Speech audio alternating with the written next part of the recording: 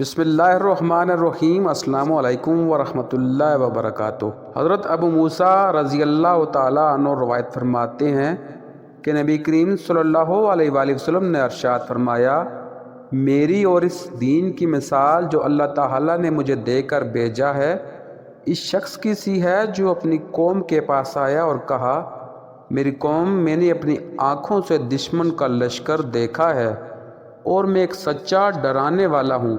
لہٰذا نجات کی فکر کرو۔ پر اس کی قوم کے کچھ لوگوں نے تو اس کا کہنا مانا اور آہستہ آہستہ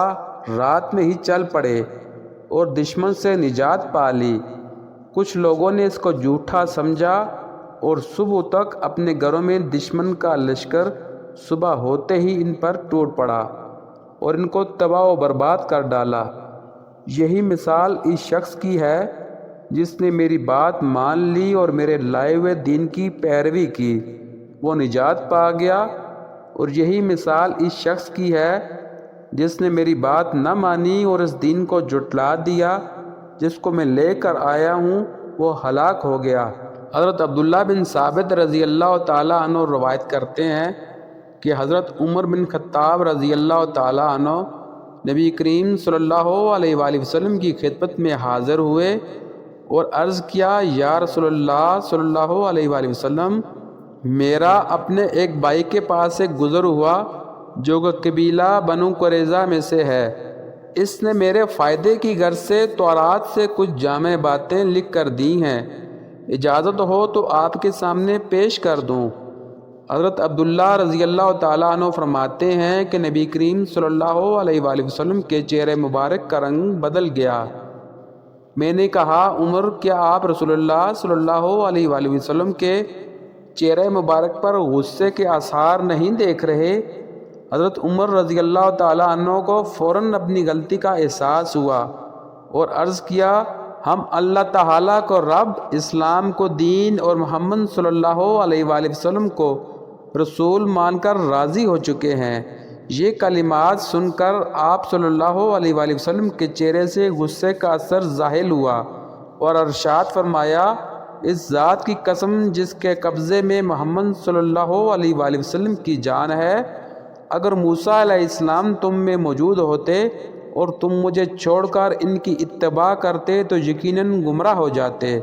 امتوں میں سے تم میرے حصے میں آئے ہو اور نبیوں میں سے میں تمہارے حصے میں آیا ہوں،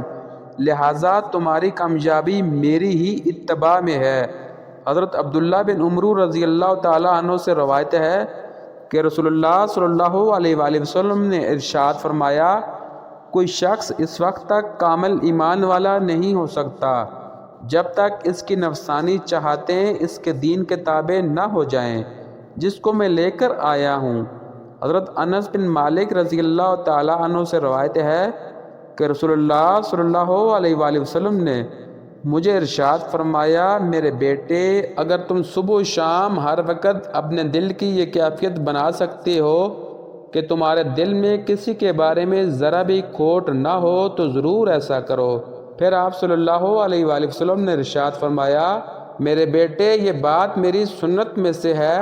اور جس نے میری سنت کو زندہ کیا اس نے مجھ سے محبت کی، اور جس نے مجھ سے محبت کی وہ میرے ساتھ جنت میں ہوگا۔ حضرت ابو ہریرہ رضی اللہ تعالیٰ عنہ سے روایت ہے کہ رسول اللہ صلی اللہ علیہ وآلہ وسلم نے ارشاد فرمایا، میری ساری امت جنت میں جائے گی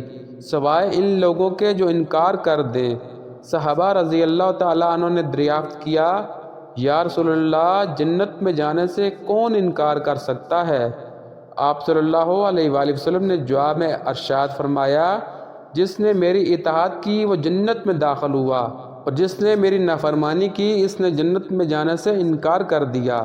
حضرت انس بن مالک رضی اللہ تعالیٰ عنہ فرماتے ہیں کہ رسول اللہ صلی اللہ علیہ وآلہ وسلم کی عبادت کے بارے میں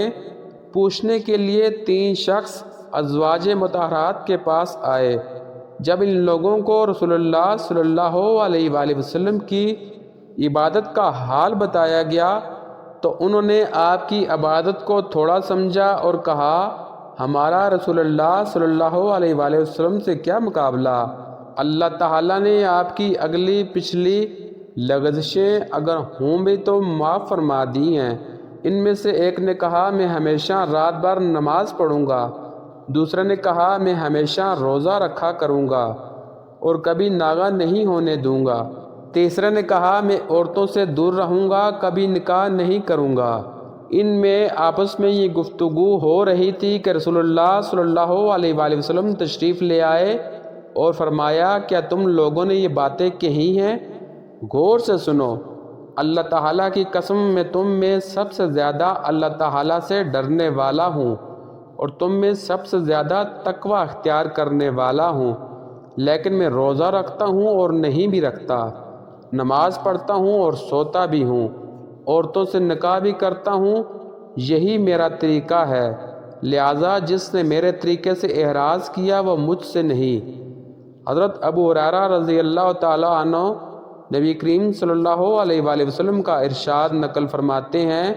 کہ جس نے میرے طریقے کو میری امت کے بگاڑ کے وقت مضبوطی سے تھامے رکھا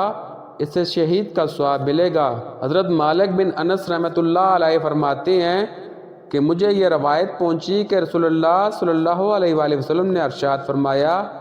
میں نے تمہارے پاس دو چیزیں چھوڑی ہیں، جب تک تم ان کو مضبوطی سے پکڑے رہو گے ہرگز گمراہ نہیں ہوگے، وہ اللہ تعالیٰ کی کتاب اور اس کے رسول کی سنت ہے۔ حضرت عبداللہ بن عباس رضی اللہ تعالیٰ عنہ سے روایت ہے کہ رسول اللہ صلی اللہ علیہ وآلہ وسلم نے ایک شخص کے ہاتھ میں سونے کی انگوٹھی دیکھی تو آپ نے اسے اتار کر پھینک دیا اور فرمایا کتنی تعجب کی بات ہے کہ تم میں سے کوئی شخص آگ کے انگارے کو اپنے ہاتھ میں رکھنا چاہتا ہے، یعنی جو شخص اپنے ہاتھوں میں سونے کی کوئی چیز پہنے گا اس کا ہاتھ دوزخ میں جلایا جائے گا۔ رسول اللہ صلی اللہ علیہ وآلہ وسلم کے تشریف لے جانے کے بعد اس شخص سے کہا گیا اپنی انگوٹھی لے لو اور اس کو بیچ کر یا ہدیہ کر کے اس سے فائدہ اٹھا لو۔ اس نے جواب دیا اللہ کی قسم نہیں، جس چیز کو رسول اللہ صلی اللہ علیہ وآلہ وسلم نے پھینک دیا ہو میں اس کو کبھی نہیں اٹھاؤں گا۔